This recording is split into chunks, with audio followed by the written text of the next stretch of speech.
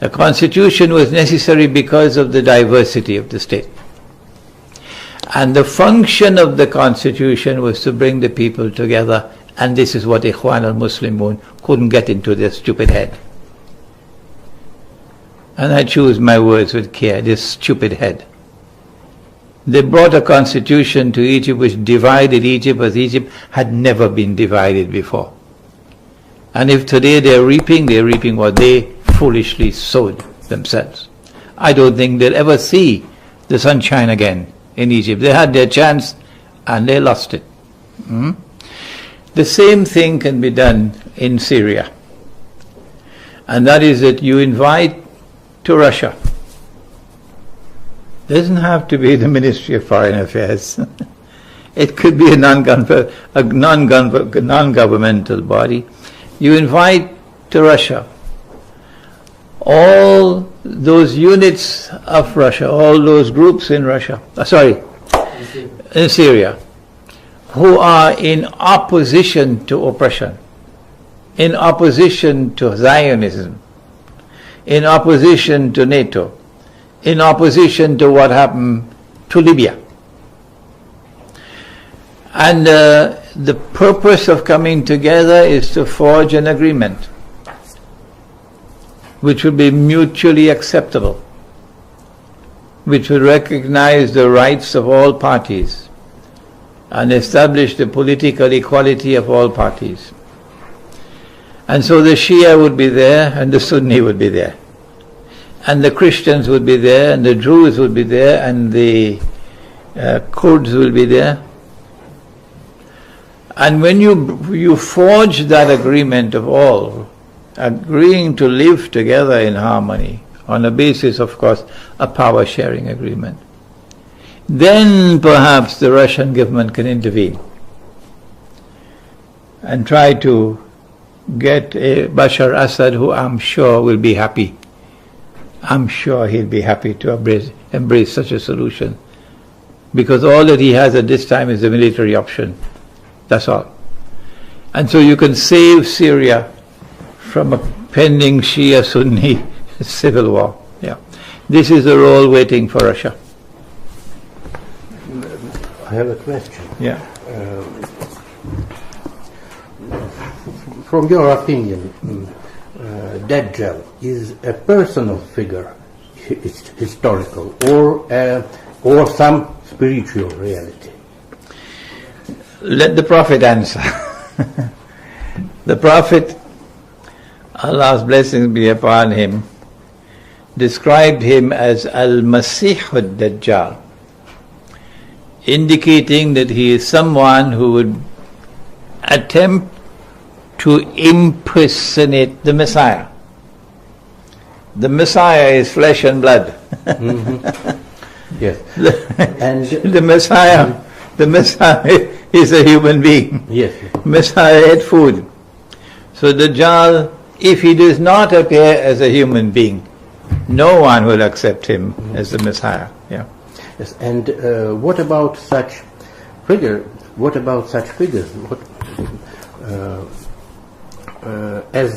What do you mean?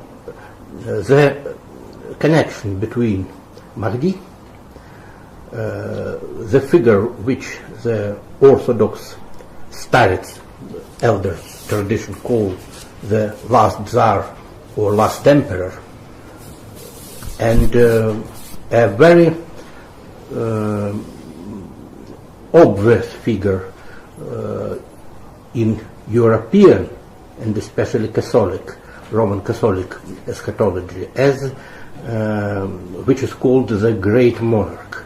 Very obvious figure, because a very ambiguous figure of the Great Monarch. And what's the connection between these three eschatological figures? The Islamic Mahdi, the Russian last Tsar, and the European, especially French, Great Monarch.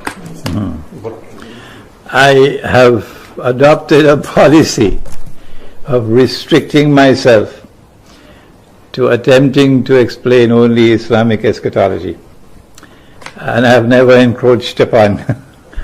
Even when I know what the Christians say, I have not spoken on it, because I prefer that the Christian should himself explain his eschatology.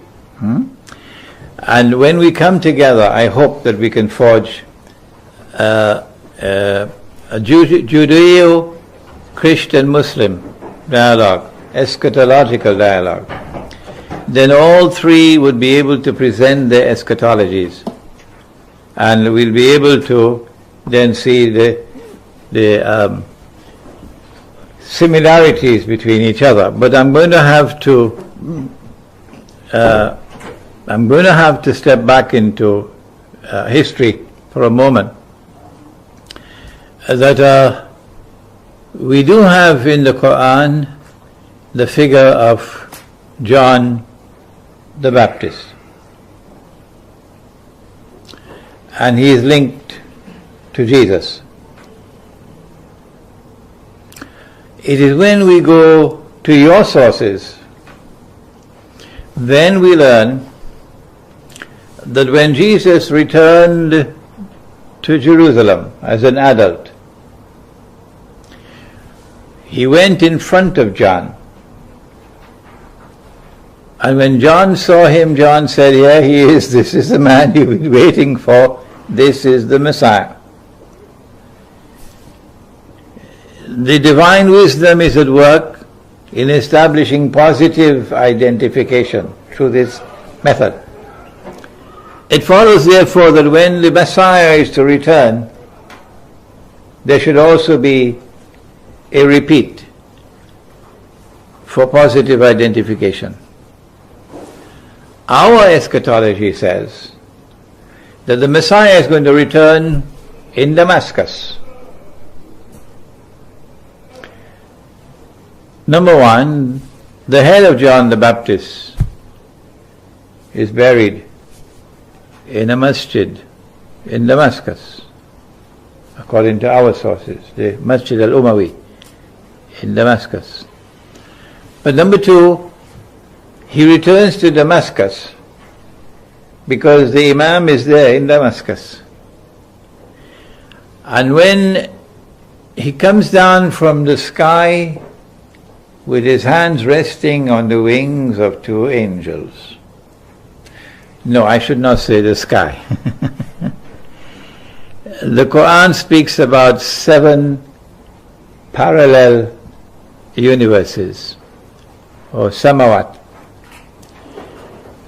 beside the material universe. These 7 parallel universes are not spatially located one after the other.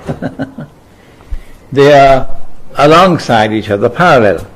So you can step out of one and step into the other instantaneously. And so it is in the samawat, or the parallel universes, that he is located these last 2,000 years. Now, heaven is something else. And it is from the samawat, or the 7 parallel universes, that he comes down into our world of space and time, with his hands resting on the wings of 2 angels. When he comes down, the Mahdi would see him and say, "Here he is. This is the son of Mary." And history repeats itself. Positive identification. The Jewish scriptures speak about a second person beside Jesus, who is going to rule with Jesus.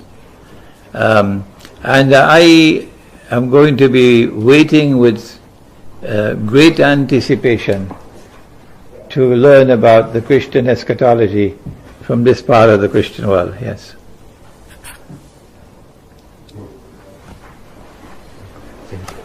Thank you. Are there other questions, suggestions? First of all, thank you very much. Very interesting to listen to, especially your vision and your version of eschatology. Here are some questions. 2 of these questions comes from my friend. He's well-known writer and philosopher by And the third question will be mine. So we're beginning one at a time? One at a time? По одному. Yes. So the first question is, how do you estimate the historical role of Mu'tazilites in Islam? The Mu'tazilites. The Mu'tazilites. Yes. And second question, is there any foundation, is there any reason in modern Islamic world for occurrence of neo-Mu'tazilism? Of? Мунтазализм? Mu'tazilism, neo-Mu'tazilism.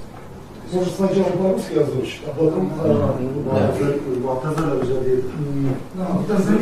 будет более четко. Значит, я хотел бы знать, как вы относитесь к исторической роли мутазилизма? Мунтазилизм. И второй вопрос, существуют ли сейчас в исламском мире какие-нибудь основания для того, чтобы возник неомутазилизм? Спасибо. Are there in Islamic world tendencies like neo-Muntazilism? Mu'tazilites, yeah. This belongs to a branch of knowledge called Ilmul Kalam. Perhaps can be translated as theology.